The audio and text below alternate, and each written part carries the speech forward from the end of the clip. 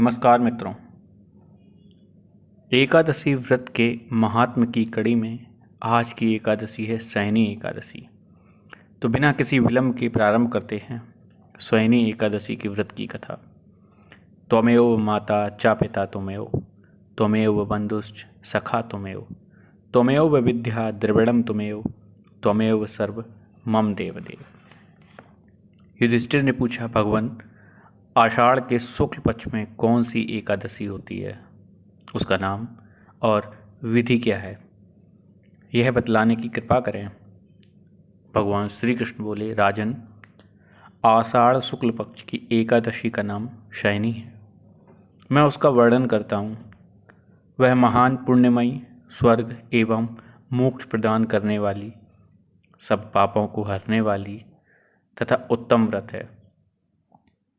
आषाढ़ शुक्ल पक्ष में शयनी एकादशी के दिन जिन्होंने कमल पुष्प से कमल लोचन भगवान विष्णु का पूजन तथा एकादशी का उत्तम व्रत किया है, उन्होंने तीनों लोकों और तीनों सनातन देवताओं का पूजन कर लिया।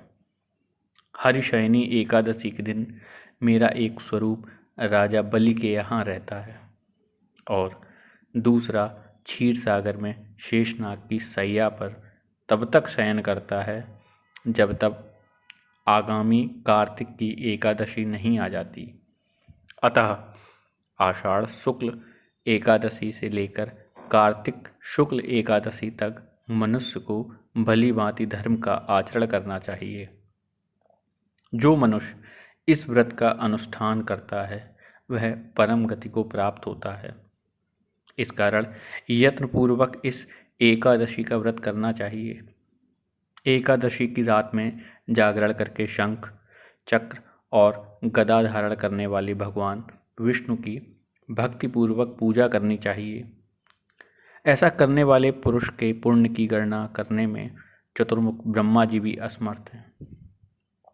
राजन, जो इस प्रकार भोग और मोक्ष प्रदान करने वाले सर्व पापहारी एकादशी के उत्तम व्रत का पालन करता है, वह जाति का चांडाल होने पर भी संसार में सदा मेरा प्रिय करने वाला है। जो मनुष्य दीपदान, पलाश के पत्ते पर भोजन और व्रत करते हुए चौमासा व्यतीत करते हैं, वे मेरे प्रिय हैं। चौमासे में भगवान विष्णु सोए रहते हैं, इसलिए मनुष्य को भूमि पर शयन करना चाहिए।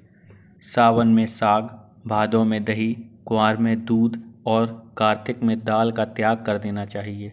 अथवा जो चौमासे में ब्रह्मचर्य का पालन करता है वह परम गति को प्राप्त होता है। राजन, एकादशी के व्रत से ही मनुष्य सब पापों से मुक्त हो जाता है।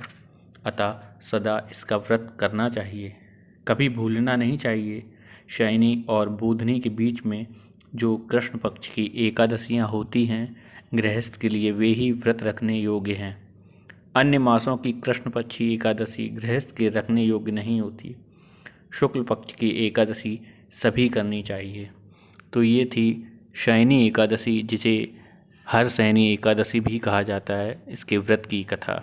आइए जानते हैं इसके पारण का समय। ओम नमो भगवते वासुदेवाय नमः।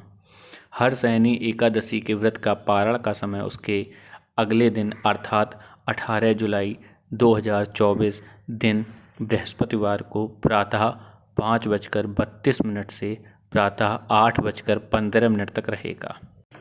और अभी तक आपने इस चैनल को सब्सक्राइब नहीं किया है तो कृपया इस चैनल को सब्सक्राइब कर लें और वीडियो को लाइक, कमेंट और शेयर करके हमें सहयोग करें। धन्यवाद।